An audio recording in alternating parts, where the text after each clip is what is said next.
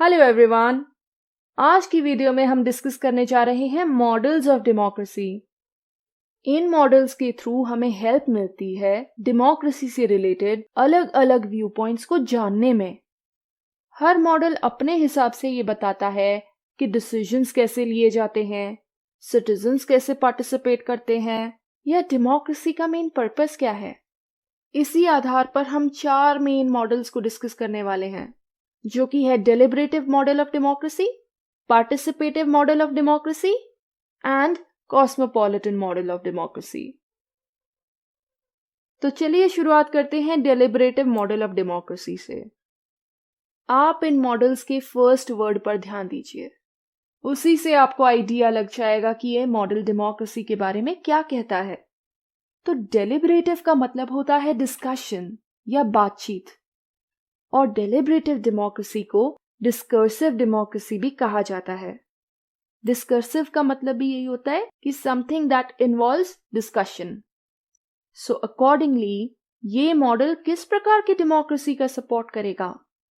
ऐसी डेमोक्रेसी का जहां पर पॉलिटिकल डिसीजंस डिस्कशन और डिबेट के थ्रू लिए जाते हैं, और ये डिस्कशन किनके बीच में होता है? सिटीजन्स के बीच में। और ये जो टर्म है डेलिब्रेटिव डेमोक्रेसी, ये किसके द्वारा दी गई थी?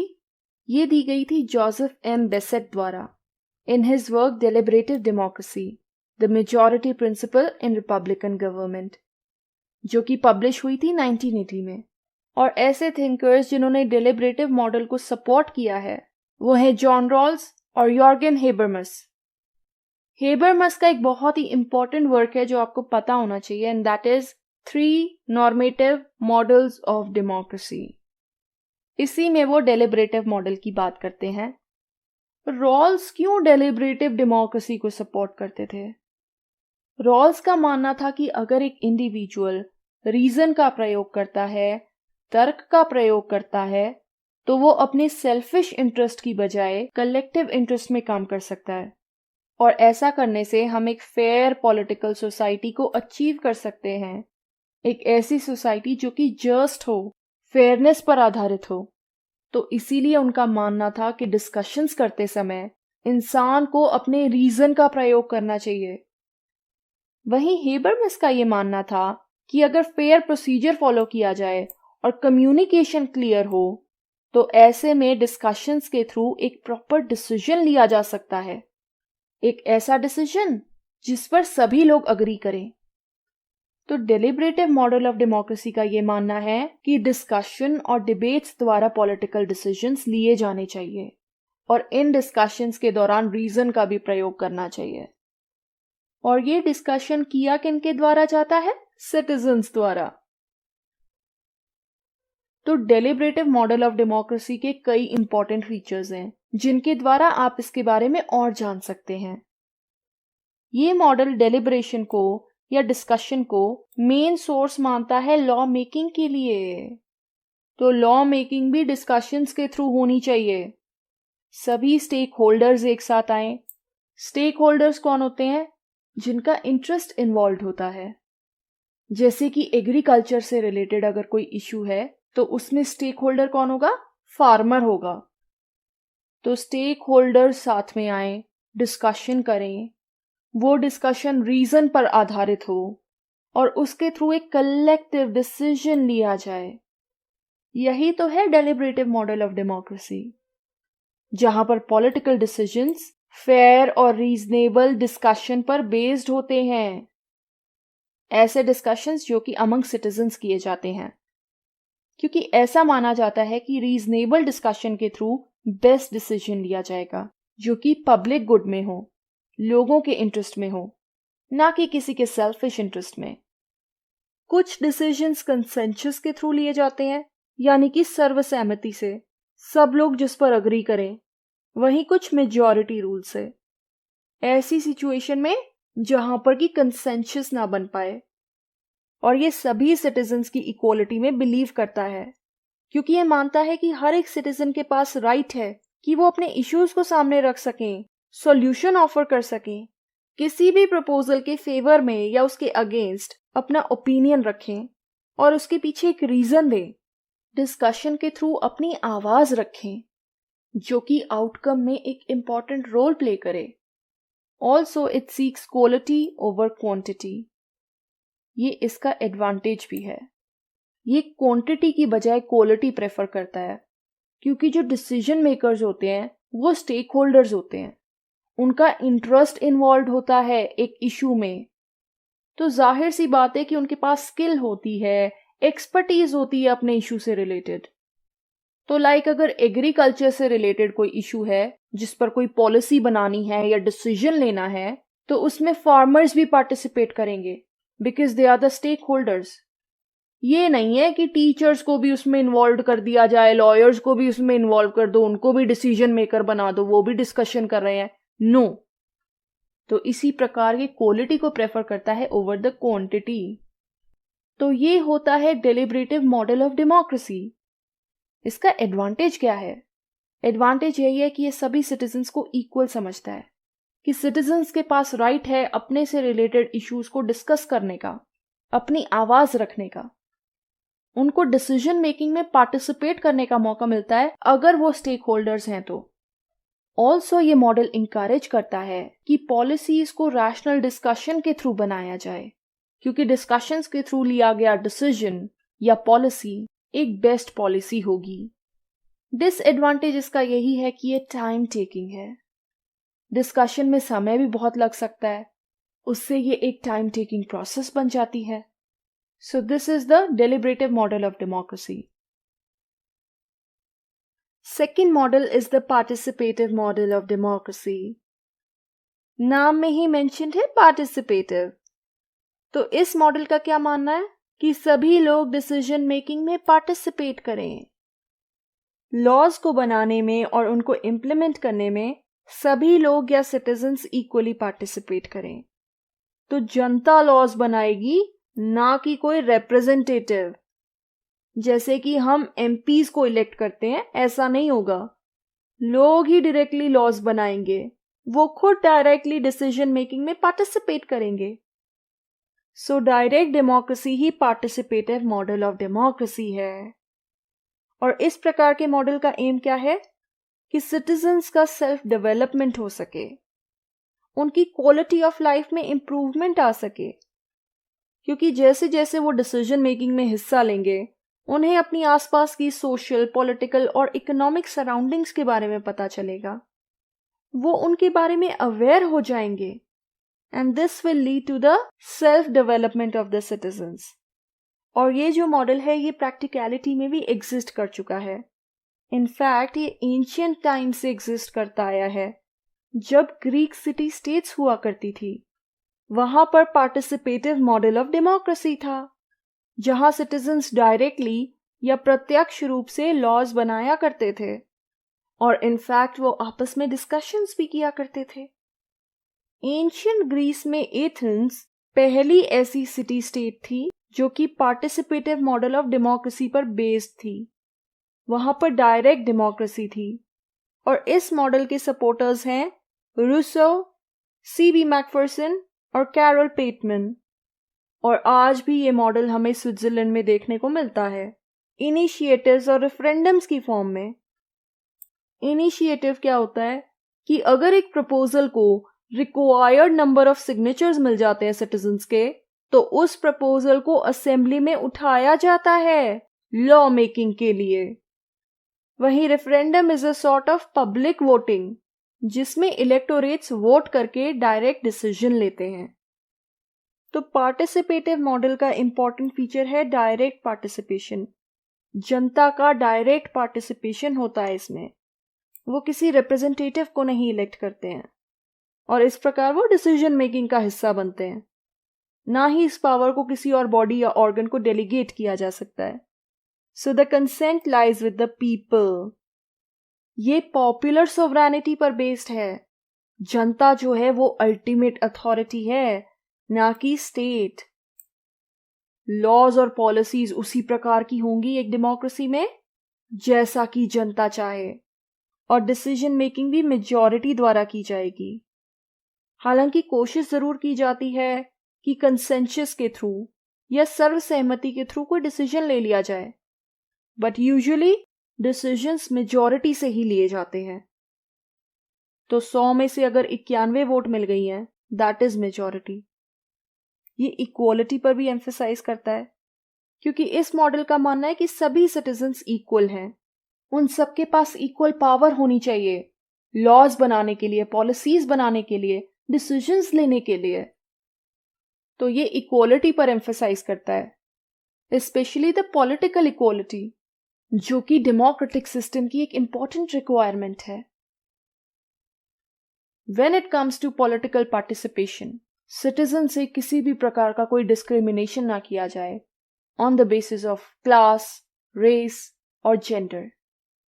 साथ ही साथ इस बात पर भी एम्फेसाइज करता है कि सिटीजन्स को proper rights and liberties provide की जाएं, जिसके थ्रू उनका मैक्सिमम डेवलपमेंट पॉसिबल हो सके, like the right to freedom, freedom of thought and expression, freedom of speech, freedom of movement and assembly.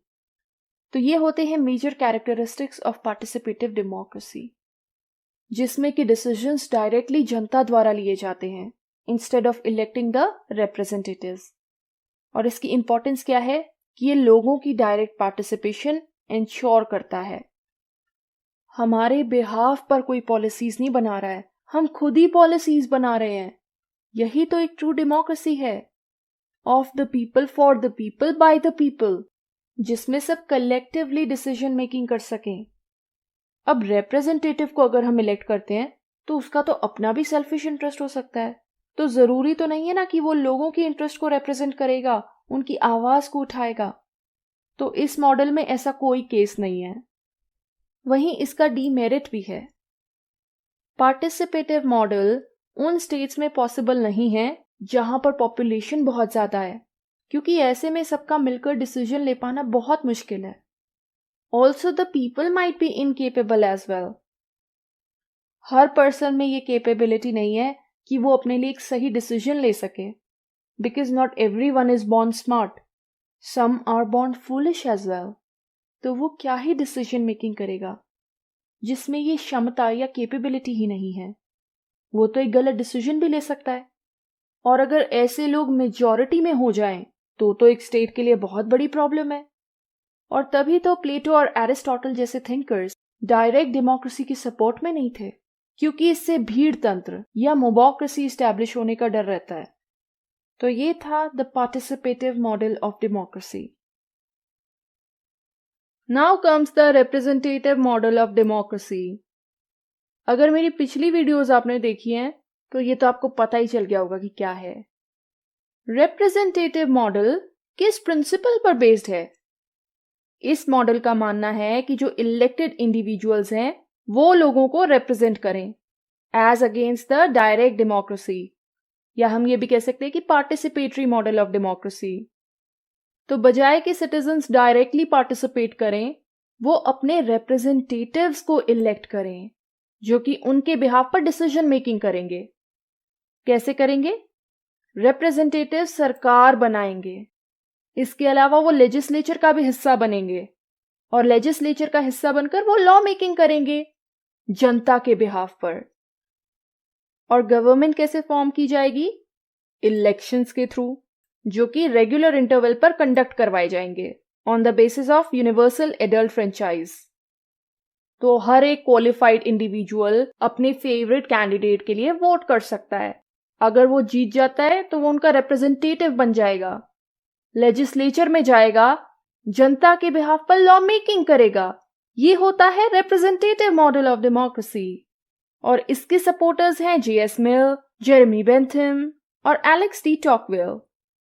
वहीं इसका जो टाइम पीरियड ऑफ इमर्जेंस है वो है around 18th century.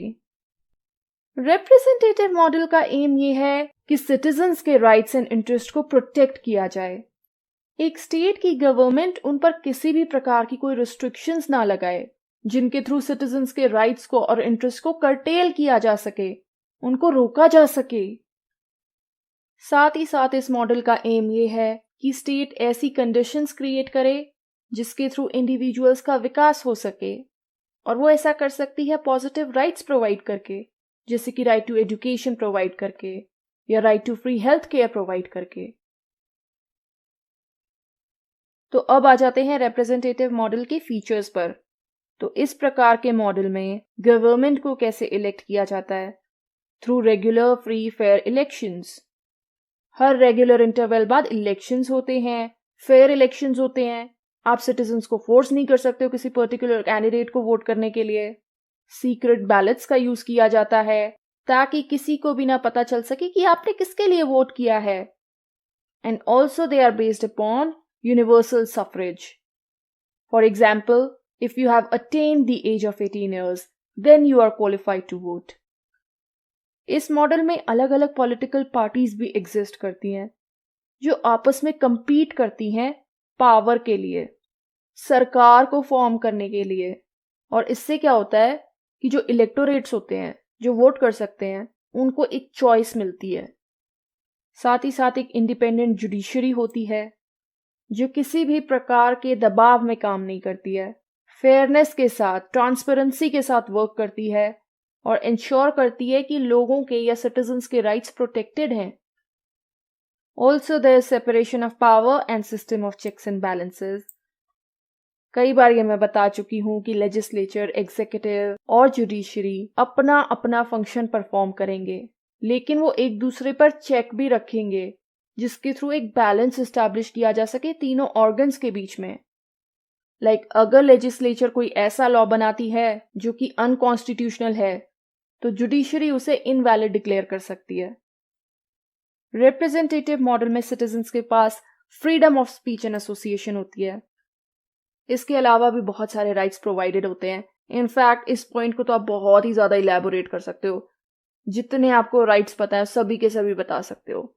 Freedom of movement provided होती है, फ्रीडम ऑफ रिलीजन होता है, फ्रीडम ऑफ असेंबली होता है, राइट टू लाइफ प्रोवाइडेड होता है। तो ये सब आप यहाँ पर बता सकते हो। So the main M is कि इंडिविजुअल को ज्यादा से ज्यादा राइट्स एंड लिबर्टीज प्रोवाइड की जाएं। Also there is political freedom. Citizens के पास सिविल राइट्स होते हैं। ना ही वो सिर्फ किसी को इलेक्ट कर सकते हैं, बल्कि वो खुद भी इलेक्शन फाइट कर सकते हैं, चाहे एज एन इंडिपेंडेंट कैंडिडेट या किसी पॉलिटिकल पार्टी को ज्वाइन करके। आप सपोर्ट दिखा सकते हो अपने फेवरेट कैंडिडेट को, रैलीज में पार्टिसिपेट कर सकते हो, उसके लिए कैंपेनिंग कर सकते हो। There is freedom of thought and expression. ये होती है पॉलिटिकल फ्रीडम। इसमें आप ये भी ऐड कर सकते हो कि रिप्रेजेंटेटिव मॉडल में मीडिया का एक इम्पॉर्टेंट रोल होता है। उसको फोर्थ पिलर ऑफ डेमोक्रेसी माना जाता है। वो बिना किसी सेंसरशिप के, बिना कोई प्रोपेगेंडा फैलाए, अनबायस्ड न्यूज रिपोर्ट करता है। हालांकि ये सिर्फ थियोरी में है, प्रैक्टिकलिटी से अलग होती है। So this is the representative model of democracy. इसके फायदे क्या हैं? ये एफिशिएंट है। एक सिंगल इलेक्टेड ऑफिशियल बहुत सारे लोगों को रिप्रेजेंट करता है, उनकी जरूरतों और उनके इंटरेस्ट को रिप्रेजेंट करता है और उनके बिहाफ पर लॉ मेकिंग करता है। ये टाइम और मनी भी सेव करता है in comparison to direct democracy, जहां पर हर एक सिटीजन डिसीजन मेकिंग में पार्टिसिपेट करता है, which involves lot of time and also money. It is empowering. Citizens के लिए एम्पावरिंग है। वो अपनी मर्जी के कैंडिडेट को इलेक्ट करते हैं, जिसके थ्रू नेशनल गवर्नमेंट में उनकी आवाज को सुना जाता है, और ये सिटीजन्स के पार्टिसिपेशन को इंकरेज करता है। इस मॉडल में लोगों के पास पॉलिटिकल फ्रीडम होती है। वो अलग अलग तरीकों से इलेक्शन की प्रक्रियाओं में पार्टिसिपेट करते हैं, पॉलिटिकल प्रोसेसेस का हिस्सा बनते हैं। तो इस प्रकार उन्हें एक इंकरेजमेंट मिलता है पार्टिसिपेट करने के लिए। लेकिन इसके नुकसान भी है कि ये हमेशा रिलायबल नहीं होता है। जरूरी नहीं है कि जिस कैंडिडेट को या रिप्रेजेंटेटिव को हमने चुना है वो हमारी आवाज को लेजिस्लेचर में उठाए। हो सकता है वो सिर्फ अपने इंटरेस्ट को पूरा करे, लोगों के इंटरेस्ट को भूल ही जाए। ऑल्सो ये मॉडल तब इनएफिशिएंट बन सकता है अगर सरकारें ढंग से फंक्शन ना करें। अगर गवर्नमेंट स्लोली फंक्शन कर रही है या पब्लिक इंटरेस्ट में काम ही नहीं कर रही है, तो वहां पर रिप्रेजेंटेटिव मॉडल फेल हो जाता है और इसमें करप्शन के भी चांसेस बढ़ जाते हैं। क्योंकि ऐसा भी हो सकता है कि एक कैंडिडेट लोगों से वोट मांगने के लिए करप्ट प्रैक्टिसेस में इन्वॉल्व हो, उनको पैसा सप्लाई करे या उन्हें किसी भी प्रकार का कोई लालच दे। ये पॉलिटिकल पार्टी भी करवा सकती है या एक इंडिपेंडेंट कैंडिडेट भी कर सकता है। तो ऐसे में करप्शन के चांसेस भी बढ़ जाते हैं। ये होते हैं कुछ pros and cons representative model of democracy के। और लास्टली आती है cosmopolitan model of democracy, which is a recent model. Cosmopolitan का तो मतलब ही ग्लोबल होता है। तो इस मॉडल का ये मानना है कि हमें डेमोक्रेटिक प्रिंसिपल्स, प्रोसीजर्स और वैल्यूज को इंटरनेशनल लेवल या ग्लोबल लेवल पर अप्लाई करना चाहिए। तो यहाँ पर नेशनल लेवल पर डिसीजन मेकिंग की बात नहीं हो रही है, ग्लोबल लेवल पर डिसीजन मेकिंग की बात हो रही है कि दुनिया के सभी सिटीजन्स एक साथ आएं और इंपॉर्टेंट मैटर्स पर डिसीजन मेकिंग करें। तो इसे हम कह सकते हैं global governance of the people, by the people and for the people. एक ऐसी ग्लोबल गवर्नेंस जो कि लोगों की है, लोगों द्वारा है और लोगों के लिए ही है। तो इसमें क्या होगा कि जो सिटीजन्स हैं अलग अलग देशों के, वो इंटरनेशनल मैटर्स में पार्टिसिपेट करेंगे, अपनी आवाज रखेंगे और सिर्फ यही नहीं बल्कि डिसीजन मेकिंग भी करेंगे। और ऐसा बिल्कुल नहीं है कि इससे नेशनल गवर्नमेंट्स को कोई खतरा है। इंटरनेशनल लेवल पर एक अलग इंस्टीट्यूशन चलेगा और साथ साथ नेशनल गवर्नमेंट्स भी एग्जिस्ट करेंगी। आसानी से समझाने के लिए मैं आपको एक्सप्लेन कर देती हूँ कि सपोज कर लो कि इंटरनेशनल लेवल पर यूनाइटेड नेशंस जैसी एक इंटरनेशनल ऑर्गेनाइजेशन होगी, उसकी एक वर्ल्ड पार्लियामेंट होगी और उस पार्लियामेंट में सभी देशों के सिटीजन्स होंगे और हर देश के रिप्रेजेंटेटिव्स जो कि सिटीजन्स ही होंगे उस वर्ल्ड पार्लियामेंट का हिस्सा होंगे। अपने अपने इश्यूज से रिलेटेड वो मैटर्स को डिस्कस करेंगे, उन पर डिसीजंस लिए जाएंगे और वो डिसीजंस बाइंडिंग होंगे। इस प्रकार के मॉडल से ये इंश्योर किया जाएगा कि वर्ल्ड वाइड इंडिविजुअल्स का इक्वल पार्टिसिपेशन हो, सभी इंडिविजुअल्स पार्टिसिपेट कर सकें और ग्लोबल इश्यूज को सॉल्व करने में एक इम्पॉर्टेंट रोल प्ले कर सकें। तो इस मॉडल का एम क्या है? ऐसे इंस्टीट्यूशंस और मैकेनिज्म्स तैयार करना जिनमें ग्लोबल लेवल पर डिसीजन मेकिंग की जा सके। और इस मॉडल को सपोर्ट किया गया है डेविड हेल्ड, डेनियल आर्चबुगी और मैरी कैल्डोर द्वारा। और इस प्रकार के मॉडल का एक रियलिस्टिक एग्जाम्पल है the global citizens assembly, which is held in October November 2021। ये ग्लासगो में हुई थी, विच इज इन स्कॉटलैंड। और इसमें भी ये प्रयास किया गया था कि डिफरेंट देशों से सिटीजन्स को लाया जाए एक साथ और क्लाइमेट चेंज जैसे इश्यूज को एड्रेस किया जाए। हालांकि इसका कुछ खास रिजल्ट नहीं निकल कर आया, बट स्टिल एक प्रयास था। तो अगर हम बात करें इसकी फीचर्स की, the very first feature is that कि ये जो मॉडल है ये डिसेंट्रलाइज्ड है। जैसा कि मैंने पहले बताया था, ऐसा नहीं है कि अगर वर्ल्ड लेवल पर कोई पार्लियामेंट है तो उससे नेशनल गवर्नमेंट को कोई खतरा होगा। It's not that way. अलग अलग सेंटर्स होंगे डिसीजन मेकिंग के, और मैं आपको समझा देती हूँ कि ये कैसे होगा। सबसे टॉप लेवल पर होगी वर्ल्ड पार्लियामेंट। अब ध्यान से सुन लो इसको, डिसेंट्रलाइज्ड मॉडल है और सबसे टॉप पर है वर्ल्ड पार्लियामेंट। इस पार्लियामेंट को इलेक्ट किसके द्वारा किया जाएगा? दुनिया के सिटीजन्स द्वारा डायरेक्टली। सो दैट मीन्स कि सिटीजन्स अपने रिप्रेजेंटेटिव्स को चुनेंगे जो कि वर्ल्ड पार्लियामेंट का हिस्सा बनेंगे, और यही वो बॉडी होगी जो डिसीजंस लेने का काम करेगी, पॉलिसीज बनाने का काम करेगी ग्लोबल लेवल पर। So the global policies.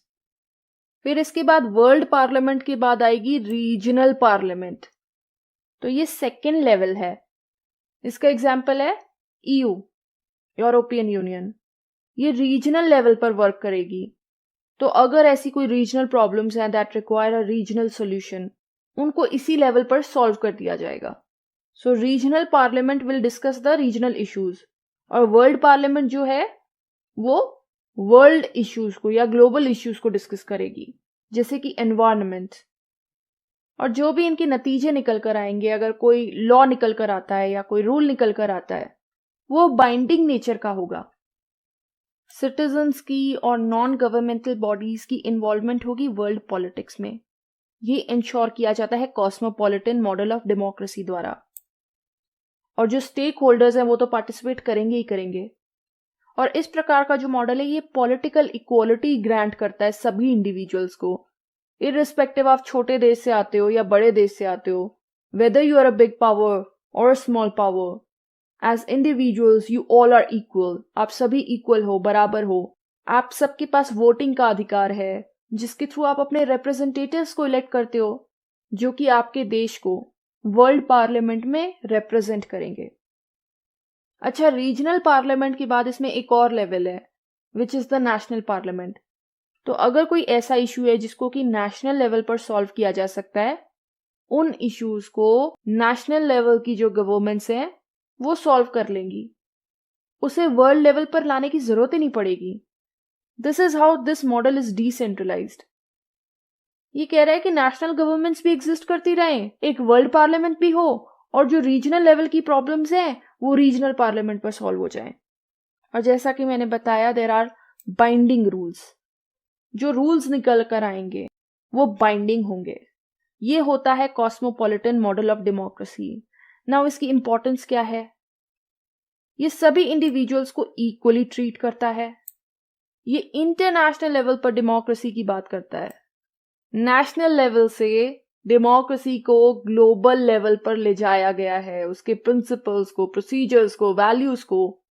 पहला ये मॉडल है जो ग्लोबल लेवल पर उन प्रिंसिपल्स को अप्लाई करने की बात कर रहा है। That is an importance. और इसका प्रयास है कि इंटरनेशनल ऑर्गेनाइजेशंस को भी डेमोक्रेटिक बनाया जाए। And it also fulfils the need for a more binding legal framework of international institutions. देखो, ऐसा माना जाता है कि इंटरनेशनल इंस्टीट्यूशंस जो होते हैं वो रूल्स तो बना देते हैं, डिसीजंस भी ले लेते हैं, बट बाइंडिंग नेचर के ना होने की वजह से देश उनको अपने आप पर लागू नहीं होने देते हैं। कितनी ही ऐसी ट्रीटीज हैं जिन्हें देशों ने फॉलो करने से मना कर दिया है, लेकिन अगर वो नेचर में बाइंडिंग हो जाएंगी तो इससे स्टेट्स को उनको फॉलो करना होगा। और उसी जरूरत को फुलफिल करता है कॉस्मोपॉलिटन मॉडल ऑफ डेमोक्रेसी। लेकिन इसके क्रिटिसिज्म्स भी हैं। सबसे पहला है the lack of interest of people.